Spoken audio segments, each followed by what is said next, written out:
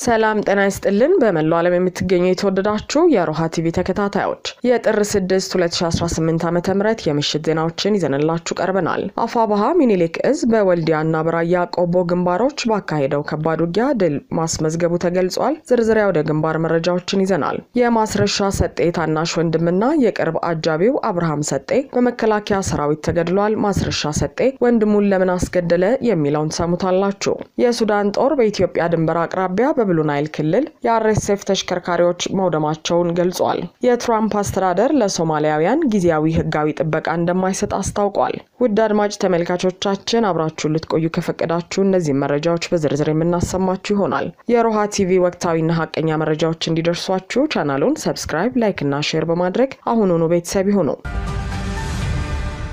አፋባሃ ሚኒሊክ እዝ በወልዲያና በራያ ቆቦ ግንባሮች ባካሄደው ከባድ ውጊያ ድል ማስመዝገቡ ተገለጸ። የአፋባሃ ሚኒሊክ እዝ ምስራቅ አማራ ኮር 2 ካላ ኮርማ ክፍለ ጦር ትናንት ጥር 5 2018 ዓ.ም ጉባ ላፍቶ ወረዳ በቅሎ ማነቂያና ራያ ቆቦ ሮቢት ከተማ በሁለት ግንባሮች ከባድ ውጊያ በማካሄድ በርካታ አገዛዙን ጥምር ሰራዊት ሙትና ቁስለኛ በማድረግ ታላቅ ድል አስመዝግበዋል። ካላ ኮርማ ክፍለ ጦር ሁለተኛና ሶስተኛ ሻለቃ ከንጃፋት ወንዳች ኩልመስክና ድልብ የመጣንና በቅሎ ማነቂያን ይዞ ወደ ቃሊም ማጥቃት ያደረገን ኃይል በአግባቡ መክተው በመዋልና በርካታ ሰራዊቱን ሙትና ቁስለኛ በማድረግ ብሎም ምሽግ ያደረገውን በቅሎ ማነቂያ ከተማና ዙሪያውን በማስለቀቅ ወታደራዊ ገዢ መሬት መቆናጠጥም ችለዋል። በሌላኛው ግንባር ካላ ኮርማ ክፍለ ጦር አንደኛና አራተኛ ሻለቃ እንዲሁም የአምስተኛ ሻለቃ ቃኝ ጥር 5 2018 ዓ.ም ቀትር አካባቢ ጀምሮ ራያ ቆቦ ሮቢት ከተማ ድረስ ዘልቀው በመግባት በርካታ ያገዛዙ ጥምር ሰራዊት ላይ ከባድ ጥቃት በማድረስ ሙትና ቁስለኛ በማድረግ ታላቅ ጀብድ ፈጽመው ድል ማስመዝገባቸውን እዙ ባወጣው መረጃ አስታውቋል። በዚህም የምስራቅ አማራ ኮር 2 ካላ ኮርማ ክፍለ ጦር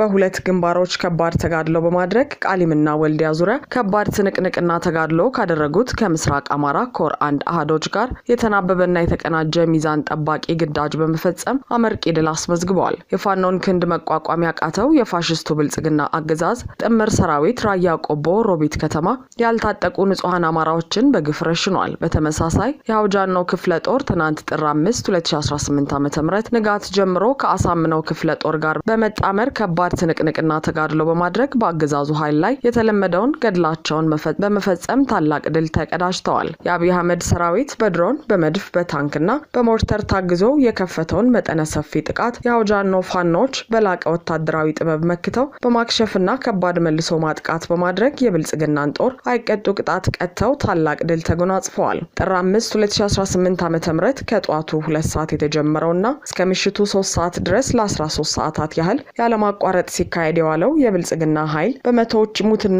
ቁስለኛ እንዲሁም ምርኮኛ በሆነበት እጅግ ከባድ ፍልሚያ በአውጃኖ ክፍለ ጦር ሙሉ የበላይነት ተጠናቋል። በውጊያው እጅግ ከፍተኛ ቁጥር ያለው የአገዛዙ ኃይል ሙትና ቁስለኛ ተመዝግበዋል። በአውጃኖ ክፍለ ጦርና አሳምነው ክፍለ ጦር ጥምረት በመቶዎች የሚቆጠር ጠላት ሙትና ቁስለኛ ብሎም ምርኮኛ ሆኗል። በርካታ መሳሪያና ተተኳሽም ተገኝተዋል። እንዲሁም በመካነ ሰላም ግንባር የ45ኛ ክፍለ ጦር አንድ ቲም የሚሆኑ አባላት ተደምስሰዋል። የአማራ ፋኖ ብሔራዊ ኃይል ምስራቅ አማራ ቀጠና ሚኒሊክ እዝ ንጉስ ሚካኤል አሊኮር ኢንጂነር ደሳለኛ አሰፋ ክፍለ ጦር ከመካነ ሰላም ከተማ በመነሳት ወደ ሰኞ ገበያ አቅጣጫ ተንቀሳቅሶ በወገን ኃይል ላይ ጉዳት ለማድረስ ተኩስ የከፈተውን የአገዛዙ ኃይል በመልሶ ማጥቃት ጉዳት አድርሶበታል።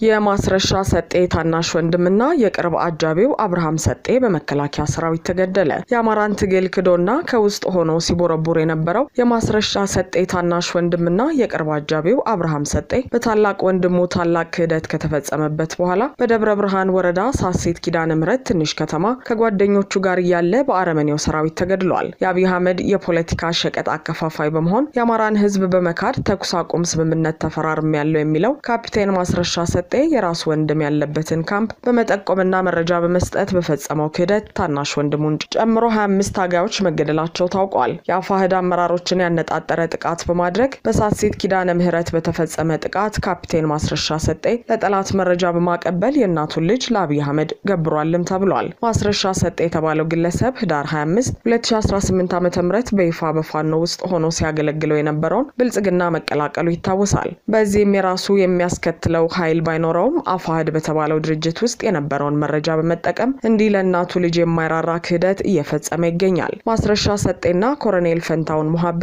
የፋኖን ትግል ከድተው ለአገዛዙ ካደሩ የሰነበቱ ቢሆንም በእውነተኛ ታጋዮች አካሄዳቸው ሲታወቅባቸውና እርምጃ እንደሚወሰድባቸው ሲያውቁ ለላኪያቸው እጃቸውን መስጠታቸው ይታወቃል። የሱዳን ጦር በኢትዮጵያ ድንበር አቅራቢያ በብሉ ናይል ክልል የአርኤስኤፍ ተሽከርካሪዎች መውደማቸውን ገለጸ። የሱዳን ጦር ኃይሎች ባለፉት 72 ሰዓታት ውስጥ በአገሪቱ በተለያዩ አውደ ግንባሮች በወሰዱት ወታደራዊ ዘመቻ ወታደሮቻቸው በርካታ የፈጥኖ ድራሽ ኃይሎች ተሽከርካሪዎችን መውደማቸውን አስታውቋል። የአርኤስኤፍ ጄኔራል እዝ በሰጠው መግለጫ በብሉ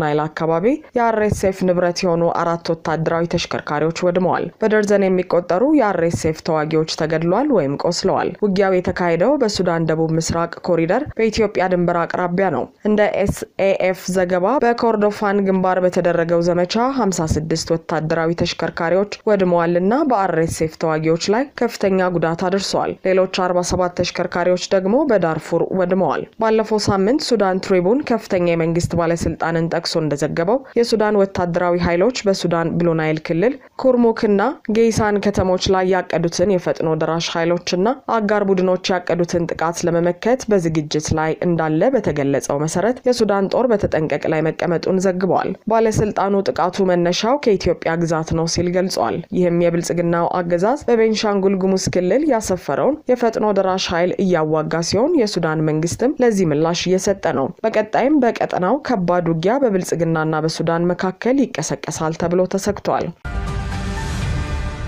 የትራምፕ አስተዳደር ለሶማሊያውያን ጊዜያዊ ህጋዊ ጥበቃ እንደማይሰጥ ገለጸ።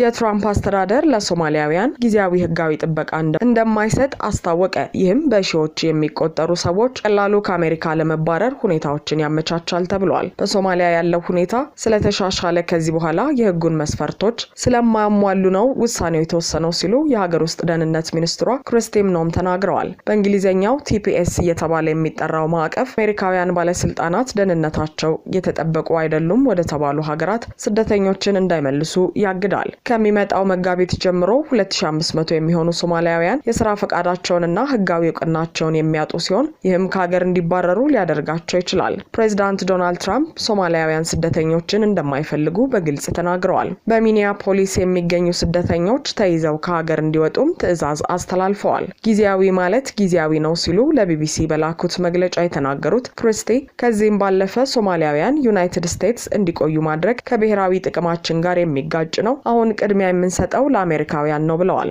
የአሜሪካ ኮንግረስ ጊዜያዊ ህጋዊ ጥበቃን ያስተዋወቀው በአውሮፓውያኑ 1990 ነበር። ህጉ በጦርነትና ተፈጥሯዊ ክስተት ከላሸቁ ሀገራት ለሚመጡ ስደተኞች ጥላ ይሰጣል። ቲፒኤስ ያላቸው ስደተኞች አሜሪካ ውስጥ በህጋዊ መንገድ መስራትና መኖር ይችላሉ። የሀገር ውስጥ ደህንነት ሚኒስቴር ለቢቢሲ እንዳስታወቀው በአሁኑ ወቅት 2471 ሶማሊያውያን ቲፒኤስ ሲኖራቸው 1383 ደግሞ አመልክተው በመጠባበቅ ላይ ይገኛሉ። ክሪስቲ ባለፈው ወር በርካታ ሶማሊያውያን ዲያስፖራዎች በሚኖሩባት ሚኒሶታ ግዛት ከህፃናት ማቆያ ኢንዱስትሪ ጋር በተያያዘ የመንግስት በጀት ተመዝብሯል ብለው ለዚህ ተጠያቂዎች ሶማሊያውያን ናቸው ሲሉ ወቅሰዋል። ባለፈው ሳምንት ጆናታን ሮስ የተባለ የአይስ ፖሊስ አሜሪካዊቷ ሪኔ ጎልድን በሚኒያፖሊስ ከተማ ተኩሶ መግደሉ ቁጣ ቀስቅሷል። ይህን ተከትሎ በሚኒሶታ ግዛት በምትገኘው ሚኒያፖሊስ እና በሌሎች የአሜሪካ ከተሞች ተቃውሞ ሰልፎች ተደርገዋል። የትራምፕ አስተዳደር የስደተኞች ቁጥጥር መኮንኑ ራሱን ለመከላከል የወሰደው እርምጃ ነው ይላል። አድማጭ ተመልካቾቻችን የሰዓቱ የሮሃ ቲቪ ዜናዎች የተከታተላችኋቸውን ይመስሉ ነበር። አብራችሁን ስለነበራችሁ ከልብ እናመሰግናለን። ሰላም ጤና ይስጥልን። በመላው ዓለም የምትገኙ የተወደዳችሁ የሮሃ ቲቪ ተከታታዮች የህዳር 9 2017 ዓ.ም